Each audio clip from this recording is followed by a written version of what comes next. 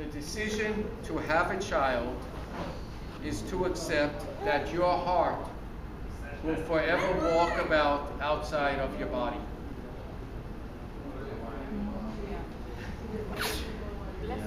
That is quite a good quote here. We want to talk about the first thing in raising healthy children, and I think the first thing really starts long before that child is ever born. In fact, I think it really starts long before you even get pregnant. Just talking to you women, of course. Your body has to be in the right health to, number one, to get pregnant, and then number two, to be able to nurture that baby inside you and give it all that it needs so that it can grow up to be and come out the baby that has an opportunity to handle all the stress that it's going to be under. So we think, like, the number one rule to having healthy children is to have a good, healthy pregnancy. And this is a number that I couldn't believe it when I heard it, but perhaps you can tell me if you think it's true also, that 50% of pregnancies were not planned. 50%. Now, I'm not talking about 16-year-old, couples just, oh my gosh, I'm not going to get into this too much with children here, but you all know what I'm saying. But 50% of pregnancies are not planned. Is that a number you've heard? Okay, so that means there's a lot of surprised women saying after 2 or 3 months, saying, oh my gosh, I'm pregnant, isn't that great, isn't that great? And then they say, oh my gosh, last month I had a really bad cold and I was taking all these medications for it. Oh my gosh, last month we had a heck of a party, didn't we? And the first 3 months are most important for the development of the baby. So there's really a lot of surprised mothers that are so thrilled to find out they're pregnant until they found out that the last 3 months, like I said, were not, they were not planning or eating or feeding themselves properly to get that baby into the best thing. So the first rule of having healthy children is to have a healthy pregnancy and to do the best that you can to make sure that that baby is going to come out with every possible chance to live a good, healthy life. So how do you have this healthy pregnancy? Starts up here, number one, mental. You've got to have that positive, good energy. When you are stressed and you are nervous, your body makes hormones and chemicals that are actually going to end up affecting the baby. So has anyone ever tapped you on the shoulder and you got kind of stunned and your heart beats faster and you turn around and say, oh my gosh, it's just a friend of mine? That's called a sympathetic reaction. Well, there's a lot of women who are going through their whole pregnancy as if someone taps them on the shoulder. And their whole pregnancy, their heart is beating faster. They're making other hormones and chemicals so that their body is in a state of kind of stress. And when you're in a stress in your pregnancy, your baby's got a higher, the heart rate is faster, the pulse rate is faster, their digestion is not going to be as good. And so first thing you got to do is keep yourself happy when you're pregnant. Keep yourself happy. Chemically, what you put into your body ultimately is what you're going to use to build that baby. So you can put junk into the body and you're going to end up with a baby that's made out of junk. Try to stay organic the best you can during your pregnancy. You never kind of know what kind of drugs and chemicals have been put on the food you eat. Try to stay organic. Minimize the best you can ultrasounds. I don't know, like when we had our kids, an ultrasound was used only if there was a thought there was a problem. Now kind of people are using it just to see, how cute the kid is getting. But what's your feeling on ultrasounds, Dr. Vargas? Yeah, I think that should be done. The reality, I think that's the way that I got up with the baby, radiation. Yeah. Yeah. Okay, so please keep that in mind. Minimize the ultrasound radiations and even what we call irradiated foods. Microwave. How about this? Any of you mothers ever crawl while you were pregnant? I know how important crawling is for babies. How about crawling as mothers? Anyone? When you're crawling, you're just giving that baby a little bit more opportunity to kind of move. And when babies are moving, when babies are active, then babies are going to come out better developed. So, is that something you're familiar with? Asking moms to crawl? Okay, we know about babies crawling, right? You know, we don't want babies missing the crawling stage. Cross crawl, when you'll see their left hand and the right leg, helps develop coordination. And some kids that, oh, gee, my kid is so clumsy, he falls all the time. A lot of times we find out they kind of miss that crawling stage. So crawling develops coordination. And we should never try to rush our kids to stand up on their feet before their body is strong enough to actually hold them up. So I'm not a big fan, not sure how you feel, about walkers where kids are putting weight on their feet and their legs already before they're actually able to do it. Any thoughts on that? Good? Awesome. 65% of neurological development, that's the brain and the baby's nervous system, occurs in your child's first year. So that first year, it is so important to stimulate their nervous system. So I don't think it's a great idea for your kids, your 1-year-olds, and believe it or not, I'm seeing it, I don't know if you've seen it, there are 1-year-olds who already can use their mom's cell phone better than I can use my cell phone. We want to stimulate that baby. We want music playing, we want you singing, we want you dancing, we want you doing what you can to stimulate that baby's senses so the neurology of the child will develop better. There is nothing better you can do to assure your baby's health than breastfeeding. We okay with that? To make it real simple, the breast is best. 17% less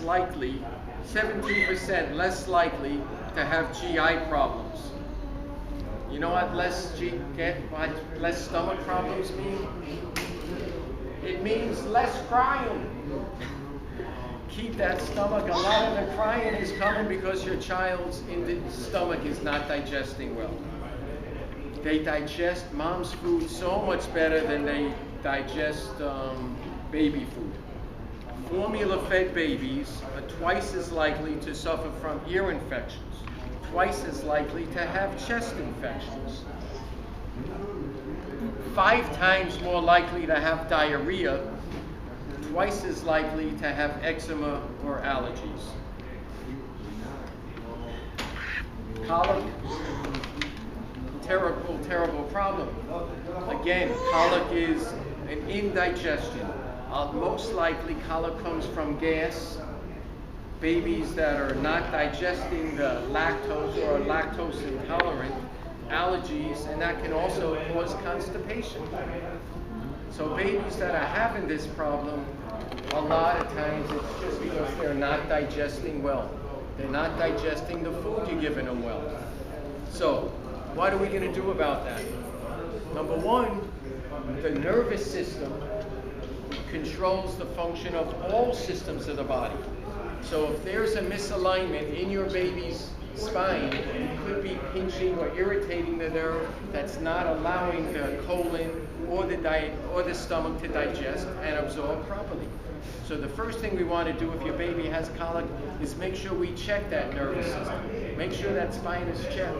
And those of you that are patients here, many of you have brought your kids. Gosh, I've been adjusting him since he was this big. You know that an adjustment on a child is just the gentlest, most easy thing. There's absolutely no force or pressure. How do we know if a child needs an adjustment? A lot of times we kind of use a digital thermometer and we just kind of measure temperature on each side of the spine.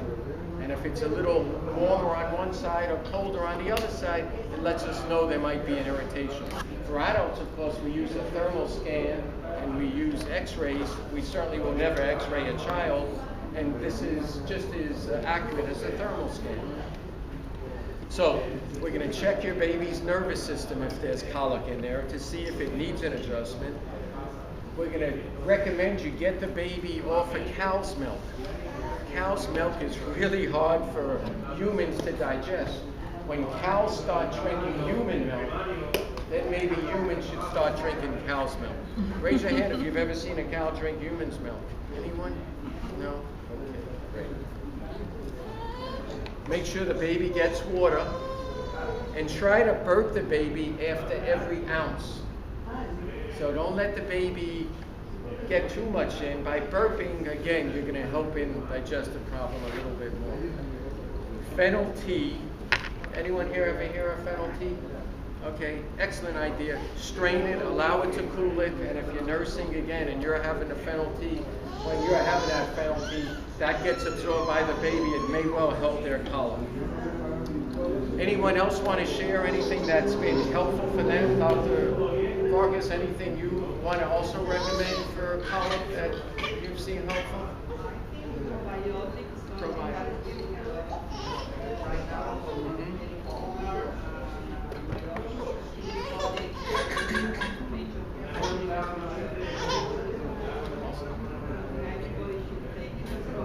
Okay. Anyone here using probiotics with their children? Awesome. A couple of you. Might be a great thing. A lot of adults will benefit from it as well. Thank you for sharing that a little bit. Next most common, in fact, the number one common problem, the reason Blue Cross actually asked me to talk here about this today is that there's an epidemic going on. And the epidemic is not Zika. The epidemic is ear infections. Ear infections. It is the number one reason that parents bring their children to the pediatrician. Is that what you found also?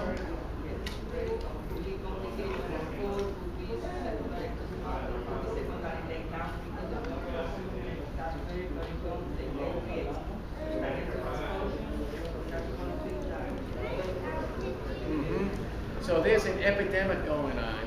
I'm telling you, there's, let's see if I've got the exact number here, but there's billions of dollars that are spent, that parents go into urgent care, parents go into pediatricians on a regular basis, and many times we find out that it's a virus that's causing it as opposed to a bacteria.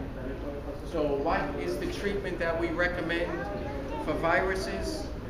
A lot of pediatricians, not Dr. Vargas, but a lot of them are going to recommend an antibiotic anyway, because they're not going to do a culture. How do you find out if it's a bacteria or a virus? Anyone know? Blood work, right? You have to do blood work. Yeah, sometimes clinically you have an idea of how the ear is manufactured also. It's an idea to be bacteria, to be virus.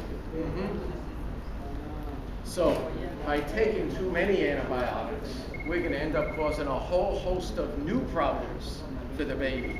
So why would we want to give a baby an antibiotic if it's a viral thing? So please, if you're using any other pediatrician at this time, other than I know one or two of you are Dr. Vargas's patients already, please ask your pediatrician, is there a possibility we can do a culture? We can get, how fast does it take to do a culture? How long did we get the results? 48 hours, your baby will make it there. If it's worth not taking the antibiotic, I think it's well worth asking for that. What do you do to alleviate the pain in the meantime? Yeah.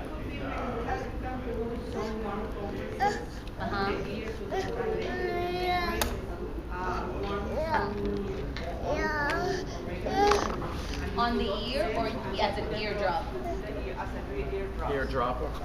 That helps for the pain. Okay. Olive oil, oregano. Yeah, someone had recommended we use warm garlic, infused olive oil, put it in the eye dropper, or even hydrogen peroxide, put it in the dropper, and that'll work. I know, Dr. Bar, we talked about it before, vitamin C, getting vitamin C and zinc are two great ways of improving their immune system as well. What we do in our office also, because we find out a lot of times it's not even an infection. If the fever isn't high, it's just a drainage problem. And the tubes just need to help get drained. So you're going to kind of feel, and you can again try it on yourself, on your kids, but you can kind of feel the bones right behind your ear, and you bring your fingers right down from there, and you bring it always from up to down, and you massage them right down here, and you can stimulate some drainage just by doing that. Sometimes we'll find a little subluxation in the top vertebra in the neck, the C1 vertebra there, and a light little adjustment there will release pressure as well. And we'll feel the little motion in there, massaging, like I said, or just the adjustment to the C1 vertebra in the neck will help the drainage.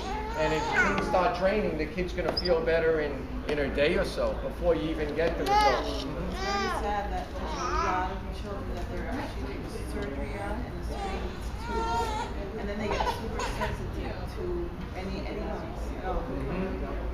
Without a doubt, that when I was a kid, if you had 2 or 3 sore throats, it was tonsils. Let's get them out. And I remember then my mom kind of reading something and says that tonsils, because the doctors used to say, oh, God made a mistake. You don't need tonsils anyway. Let's get them out. You had 2 or 3 sore throats. Now, in one way, it was kind of great being a kid then because you got to have ice cream because it would soothe the throat a little bit.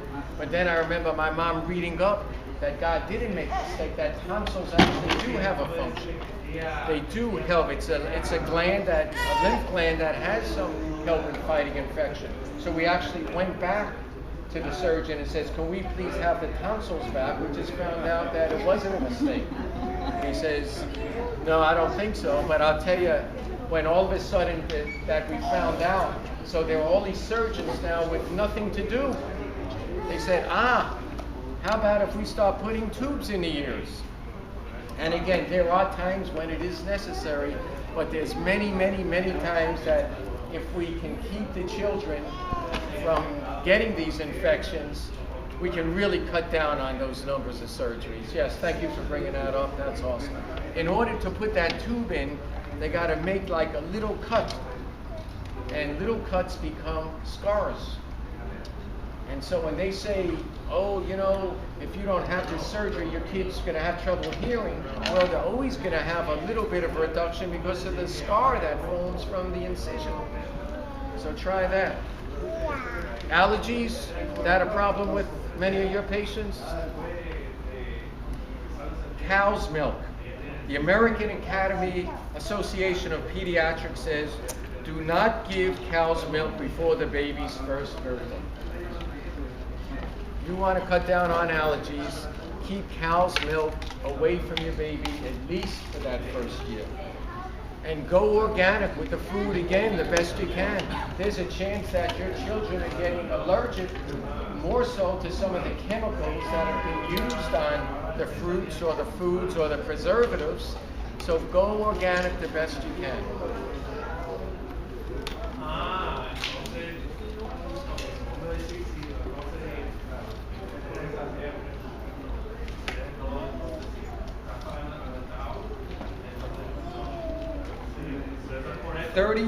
Going back to the ear infection, 30 million visits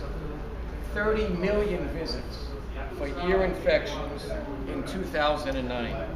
Again, tightness of the muscles often don't allow the drainage. That's why that massage and adjustment. Lymphatic drainage, reducing that works pretty good. The vitamin C you give your children, I don't want to get in trouble here with, of course we're going to watch sugar, but if they won't take the liquid, gummy vitamin C is okay with you? Yeah, it doesn't matter. Okay. Powder, liquid, doesn't matter. The All only right. thing is here, everything is vitamin C is ascorbic acid, and that's a synthetic vitamin C. So even to be natural, whatever say, when you look at it, vitamin C has ascorbic acid, and that's causing a lot of problems also. So people's not aware of that. So we need to get real natural. Real natural is what you're saying. Okay, what she was saying was that the natural vitamin C is going to get utilized much better in the body as opposed to the synthetic ascorbic acid, yeah. So maybe you better watch out those gummy bears, gummy vitamin C's or something like that. A lot of babies and children, we have 3-year-old twins that come into the office that are just the cutest thing. I mean, they are just so cute right next to each other. One of them has had 6 ear infections in their 3 years of life, and his brother has had none. They sleep right next to each other. Mom says she loves them equally the same. She even switches sometimes where one goes in a stroller. You know, they have those side-by-side strollers. So do you think it's just bad luck that the bacteria is picking on one of the children and leaving the other one alone? What do you think? The bottom line is that when we're talking about bacteria and viruses, is that what we always have to remember is the problem is not really the bacteria or the virus. The problem is the host. So we could do a little experiment now if you're up to it. And the experiment is I'm going to go around to each and every one of you, and I'm going to cough and sneeze on each and every one of you. And we're going to see how many of you get sick tomorrow. Are you all going to get sick tomorrow? No. Maybe 2 or 3 of you get sick and you blame me. Oh, Fisher coughed on me. It was his fault. But if it was strictly the bacteria and viruses, all of you would get sick. So why would one brother get sick and not the other? Well, one brother was delivered very, very nice and easily. The other one, because of the way the cord was, the way the doctor brought him out, he had to actually turn and twist and subluxate the baby's neck while bringing him out. So from his first minute of life, he had a weakened nerve flow and a weakened immune system compared to his brother. So the bottom line I'm trying to say here is that, sure, vitamin C and all the different ways we're doing to help treat our children after they're sick is wonderful, to try to go organic and go natural. But the best way is to try to help keep your kids healthy rather than waiting. So it got to a point after 6 ear infections where the pediatrician said, no more antibiotics. We have to do the surgery. And that's when someone referred the family in to come see us. And we found out that because of the subluxation from birth, from day one, this brother was not able to fight off bacterial viruses like his brother was. So we were no longer concerned with fighting the bacteria and, oh, bring your kid to me after they get sick. No, that wasn't it. It was, let's get that kid's nerve system flowing so that his immune system is better. Your nervous system not only makes your muscles contract, it makes sure that your immune system is working at its best. Dr. Abraham Tobin, MD, Harvard Medical School. Research indicates that the major cause of spinal subluxation in infants is childbirth, stressing the need for correction from birth so that irreversible degeneration does not occur. Nerve system injury through cervical spine trauma at birth causes abnormal function, abnormal behavior, and a breakdown of the immune system. Abraham Tobin, MD, Harvard Medical School. Not Paul Fisher, Abraham Tobin. He does not want any baby to leave the hospital without getting the upper cervicals checked. And it's such a simple thing. Those of you that have brought your kids to me know it's a simple thing. It's just crazy to wait to see if the kid gets sick to start treatment rather than trying to improve their immune function from day one. So let me just go over a couple things, and then if there are any questions, we'll answer them. And if any of you have anything you want to share, but it really comes down to, number one, you're going to breastfeed, and you're going to do that as long as you can. Number two, go organic with yourself and the food that you're giving to your baby. Number three, as Dr. Vargas said before, keep foods in their natural state and try to avoid additives. Number four, minimize dairy. Number five, keep the sugar and white flour to a minimum as well. So I hope that from our little talk here today, from our little talk, like I said, I would not ever want to lecture to any of you, because some of you have great experience with me, but that some of you just kind of get the idea that the best way for us as parents to live our life as happy and healthy as can be is to make sure that our children are as happy, as healthy as can be. I remember a long time ago someone telling me we can only be as happy as our children are happy. And I guess we can only be as healthy as our children are healthy. So working on our children's health before they get sick is the message, like I said, I want to leave you with today. You go over the key steps we went, by all means. It is my greatest pleasure to provide chiropractic care to your children. Those of you, like I said, who need a second opinion from your own pediatricians, Dr. Vargas is just an amazing lady. I know she will give you the best that she can as well. And if you have any questions, please be happy to answer them, either for Dr. Vargas, myself, something else you can share with us. To bring, so Awesome. we're talking about organic foods. Okay. And that they're rich on pesticides, so I got some, they call it dirty dozen. So you know which food is supposed to be obligatory organic. If you cannot get it, then don't eat it. Okay? that's the way that I tell my parents. And the other one that are really safe. Okay? So I'm gonna bring one to all of you. So Awesome. so you have an idea what to eat. Thank you.